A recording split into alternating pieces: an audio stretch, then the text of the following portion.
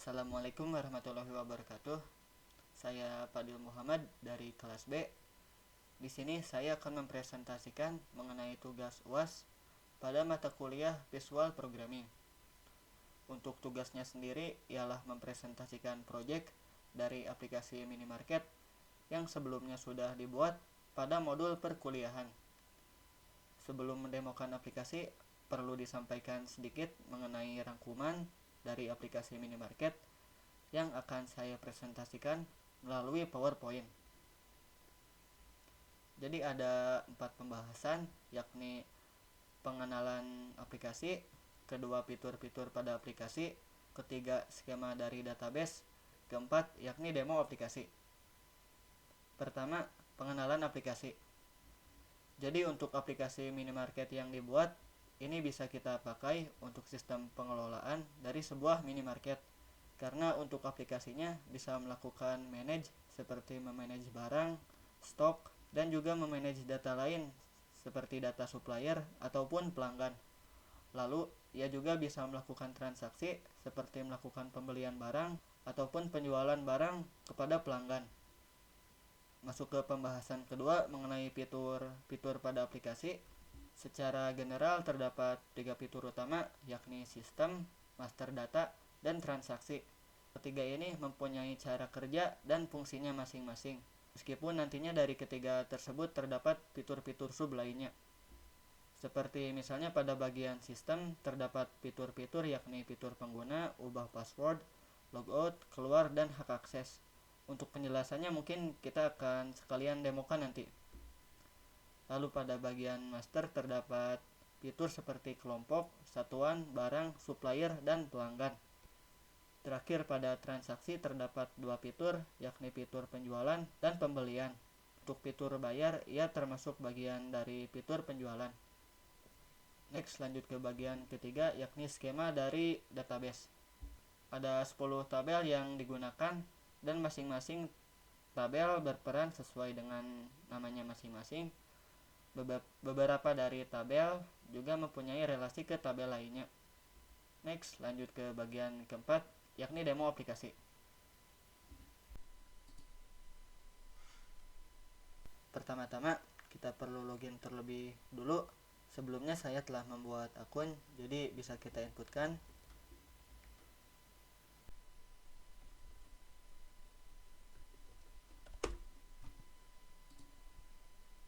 Oke, untuk tampilan menu utama kurang lebih seperti ini. Seperti yang dijelaskan sebelumnya, terdapat 3 fitur utama yakni sistem, master data, dan juga transaksi. Kita akan bahas dari bagian sistem terlebih dulu. Di bagian pengguna, ini merupakan data user yang bisa mengakses aplikasi. Di sini saya telah membuat satu user dengan nama Kyoya yang tadi sebelumnya saya inputkan pada login. Selain itu, kita bisa juga menambahkan user baru dengan mengisikan text box yang ada. Nantinya user yang dibuat bisa kita gunakan di saat login. Oke, langsung ke fitur selanjutnya yakni ubah password. Ini digunakan untuk mengubah password. Semisal di sini kita akan merubah password dari akun Kyoya. Password lamanya yakni 121, password baru misalnya 16. Oke, selesai. Kita akan coba login ulang dengan memasukkan password baru.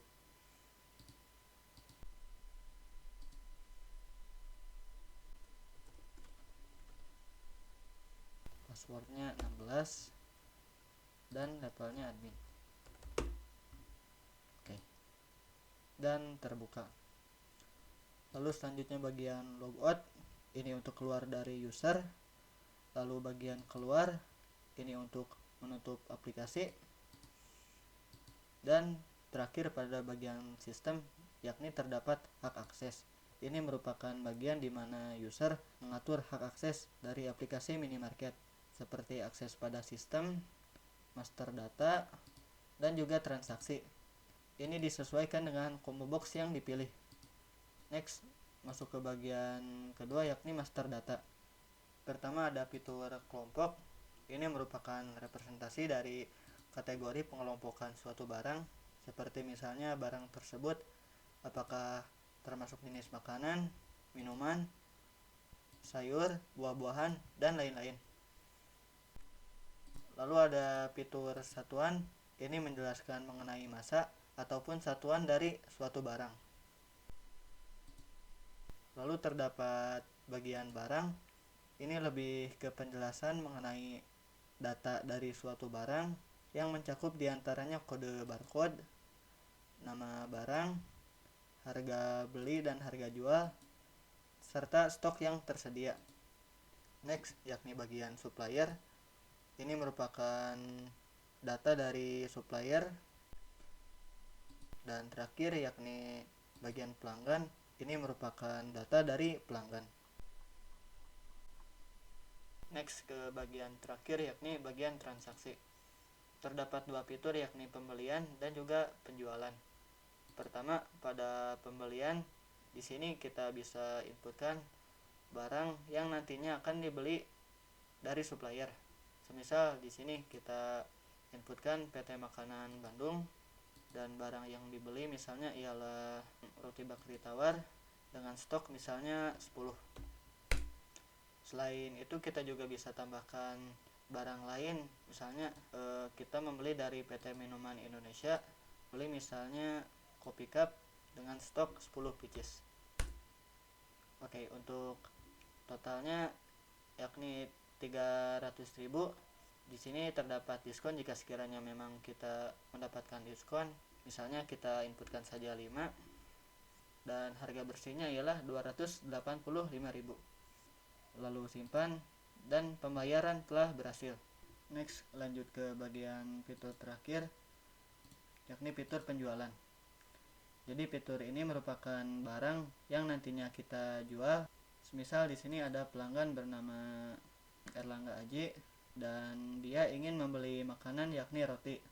Nah, untuk mengisi bagian barang kita bisa menekan tombol F2 untuk melihat detail dari barang. Di sini untuk roti kode barcode-nya ialah 001 0015 dan 001 00116. Oke. Jadi untuk barang kita isi barcode 001 0015 dan di sini terdapat stok roti 60. Misalnya Erlangga akan membeli sebanyak 10 pieces. Lalu enter. Misalnya untuk barang kedua dia juga membeli roti lagi yakni 001 0016 dan membeli misalnya 10 pieces. Oke, dan di sini subtotalnya ialah 170.000. Misalnya di sini kita akan melakukan pembayaran dengan menekan F1 dan di sini terdapat inputan apakah dia mendapatkan diskon.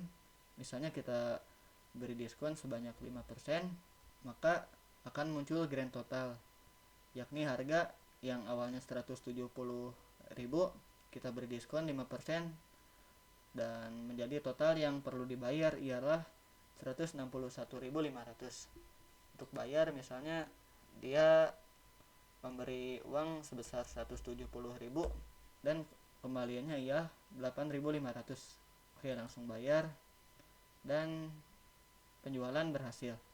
Memang untuk penjualan ataupun pembelian sendiri memang hasilnya ia tidak tampil pada data grid view, namun ia tetap akan masuk ke database.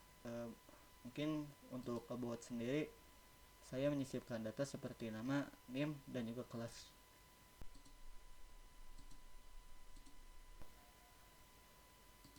Lanjut ke PowerPoint. Untuk referensi yang dipakai pada pembuatan aplikasi minimarket, ini merupakan proyek lanjutan dari modul sebelumnya. Lalu sedikit tambahan, untuk recording saya menggunakan OBS Studio. Lalu untuk template PowerPoint saya mengambil dari situs Slides.go dan presentasi menggunakan PowerPoint. Ya, mungkin cukup sekian yang bisa saya sampaikan. Kurang lebihnya mohon maaf dan terima kasih. Wassalamualaikum warahmatullahi wabarakatuh.